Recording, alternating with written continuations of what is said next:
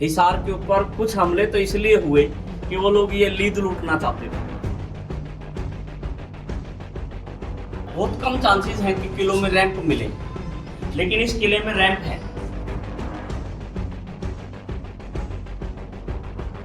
और अंग्रेजों ने इसको पूरा तोड़ के इसको इन पत्थरों के साथ सीटिंग का अरेंजमेंट किया। ये पत्थर सीरीज में रखे होने का मतलब बता रहे हैं।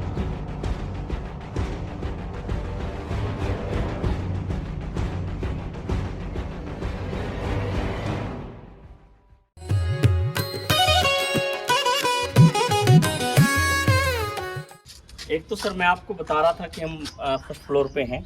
बेसिकली ये ग्राउंड फ्लोर का एरिया है। अच्छा, ठीक है, जो ये नीचे वाला एरिया है ये ग्राउंड फ्लोर का एरिया है। और इसमें दो तरह के एंट्रेंस है, एक अंदर वाली एक बाहर वाली। अंदर वाली किले के अंदर के लोगों के लिए है, बाहर वाली घुड़सवार और उस चीजों को देखने के लिए है। तो एक बात तो ये दिमाग में, मूलतः ये किला 3 मंजिल किला था। यहाँ एक पहला फ्लोर वो हो गया जिसमें सैनिक और दास रहते थे। जिस फ्लोर पे हम हैं ये अब शासक का, सुल्तान का पर्सनल चैम्बर है। पर्सनल चैम्बर की ओर हम जाएंगे कि उसकी क्या स्थिति थी। इसके ऊपर वाले फ्लोर पे अधिकारी और मंत्री लोग रहते थे। सुल्तान के चैम्बर के ठीक दूसरी ओर दीवाने खास है, जिसको हम देखने का प्रयास करेंगे। तो आइए मैं आपको अब सुल्तान का जो पर्सनल चैम्बर है वो आपको शेयर कराता हूँ।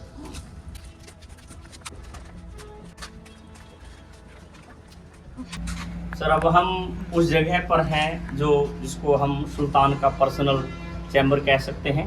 इसमें ये इस तरह के अलग अलग 4 विंग हैं और यहाँ पर उसका पर्सनल एरिया होता था। इसके अंदर अब जैसे ये दरवाज़ा अब नहीं बंद कर दिया गया, इसके अंदर से तय खाने के अंदर जाने का रास्ता था। इसके नीचे वाला जो ठीक एरिया है वो तय खाना है। और ये पूरी की पूरी बिल्डिंग में थोड़ा सा सेफ, क्योंकि हम देखें कितना पैसे चल के आप आए हैं, कहीं से भी इसकी डायरेक्ट कनेक्टिविटी नहीं है, इसके कम से कम रास्ते हैं। इनको चीज़ों को ध्यान में रखते हुए किया गया है। तो इस तरह के 5 चैम्बर के बीच में अंदर जाने का रास्ता है और उसमें इमरजेंसी में आने और जाने और निकलने की व्यवस्था भी है। इसमें विशेष चीज़ ये है कि यहाँ आपको ये लीद पड़ी हुई दिखाई दे रही है। ये लीद चमगादड़ों की लीद है और आज ये वेस्टेज है। किसी दौर में इन चमगादड़ों की लीद से बारूद बना करता था। हिसार के ऊपर कुछ हमले तो इसलिए हुए कि वो लोग ये लीद लूटना चाहते थे ताकि बारूद बन सके और लड़ाई में काम आ सके। तो एक राइटर तो यहाँ तक लिखता है कि जब मैं इस लीद के ऊपर से जा रहा था मुझे मकबली एहसास हो रहा था, क्योंकि इतनी मुलायम है, इतनी सॉफ्ट है। यदि आप इस पे चल के देखेंगे तो आपको पूरी तरह से मुलायम महसूस होगा। किले की दूसरी मंजिल का हिस्सा है और अंग्रेजों ने इसको पूरा तोड़ के इसको इन पत्थरों के साथ सीटिंग का अरेंजमेंट किया। ये पत्थर सीरीज में रखे होने का मतलब बता रहे हैं कि ओरिजिनली यहाँ दीवार थी। और ये इसके स्ट्रक्चर को क्लियर करते हैं कि किले का स्ट्रक्चर क्या है। यहाँ पर अधिकारी लोग बैठ के कुर्सियाँ लगा के मीटिंग लिया करते थे, या फिर कल्चरल प्रोग्राम हुआ करते थे तो वहाँ बैठ के कलाकार और यहाँ कुर्सियाँ लगा के अंग्रेजी पीरियड में ये गतिविधियाँ चलती थी। बाद में जब ज़रूरत महसूस हुई तो इस स्टेज का निर्माण करवा दिया गया और कल्चरल एक्टिविटीज और वो सारी की सारी चीज़ें यहाँ पर रही। तो ये पूरा का पूरा जो किला है का ऊपर वाला हिस्सा है, इसको उन्होंने तोड़वा कर अपने यूज के लिए प्रयोग में लिया और इनको इस तरह से व्यवस्थित किया। जहाँ तक किले में पानी का सवाल है, मैंने आपको बताया कि वहाँ से नहर, हमाम और हमाम के बाद पानी का रास्ता प्रयोग करता हुआ तो यहाँ इस कुएं में परिग्रह हो जाता। ये सिंबॉलिक तौर पर कुएं का हिस्सा बचा हुआ है। वो पानी यहाँ से आके इस कुएं में स्टोर होता था और इसका पर्सियन व्हील में यूज करके, यानी रहट को यूज करके पानी को ऊपर उठाया जाता था। हर फ्लोर की ज़रूरत को ध्यान में रखते हुए वो पानी लाया जाता था।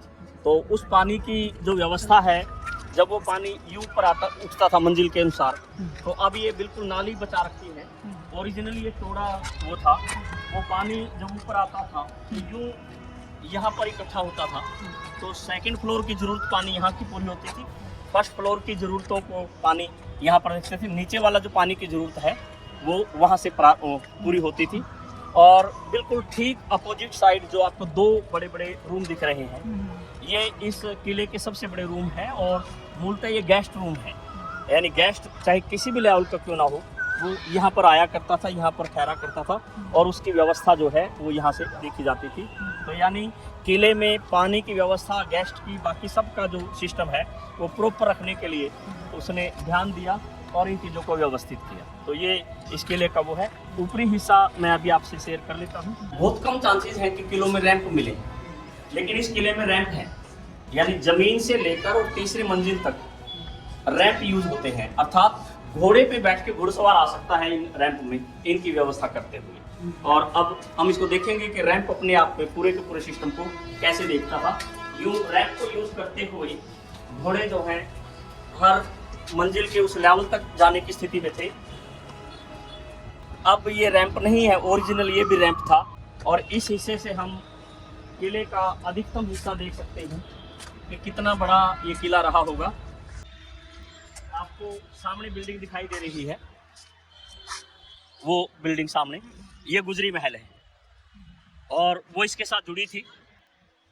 अब ये बीच में कपड़ा मार्केट आ गई है।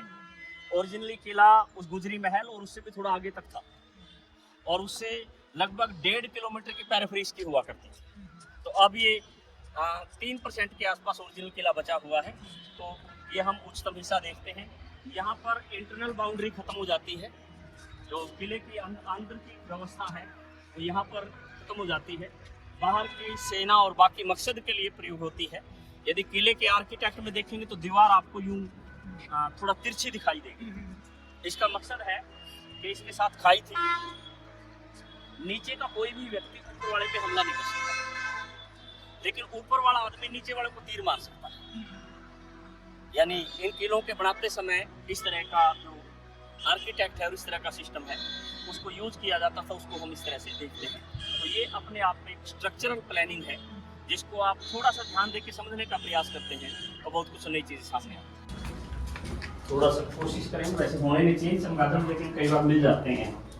ये हम 1 फ्लोर आ गए हैं सर, 1 फुट चलना है ऐसे।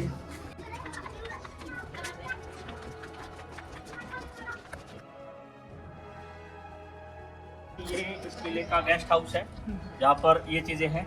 इन गेस्ट के साथ जो घुड़सवार और बाकी जो लोग होते थे इनके रहने और बैठने की व्यवस्था यहाँ हुआ करती थी।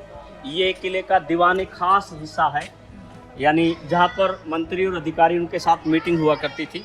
और विशेष मीटिंग यदि किसी गेस्ट के साथ तो सुल्तान के यहाँ हुआ करती थी। ये पूरा का पूरा हिस्सा हम इस उसके साथ देखते हैं।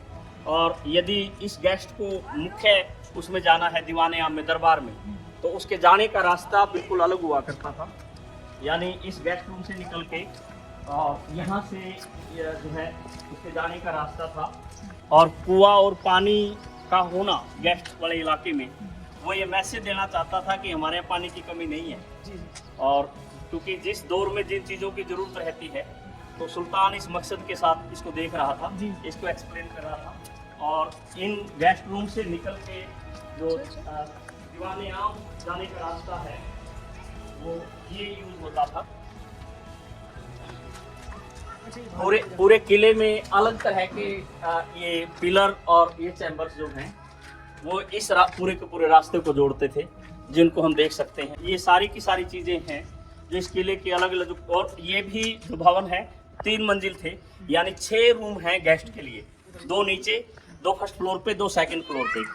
उसका अब सिर्फ हम ये हिस्सा बचा पाए हैं, देख पाए हैं। तो अल्टीमेट इसकी एक खास बात इस तरह की रहती थी। मैंने आपको नहर बताई थी, नहर के साथ हमाम बताया था। हमाम से पानी का ये ढलान था, बेसिकली ये व्यवस्था थी। और इसके बाद ये जो अब गेट है, ये गेट मूलतः खुला था, तो पानी जो है वो यहाँ से आकर और उस कुएं तक जाता था।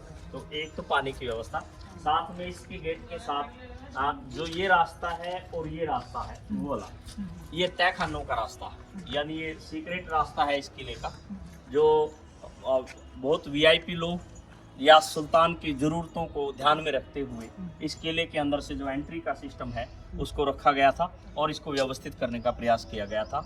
तो इस किले ने जो दिल्ली का तुगलकाबाद के बाद जो सबसे ज़्यादा ठीक ठाक तुगलकों के बारे में जानकारी देने वाली बिल्डिंग है, उसके रूप में ये हिसार का किला है। और इसके अलग अलग डायमेंशन हमें बताते हैं कि किस तरह का सिस्टम था और किस तरह की व्यवस्था थी। तो ये किले के बारे में ज़्यादातर पहलू थे। गुजरी महल, हम गुजरी महल जाकर समझने का जी जी जी।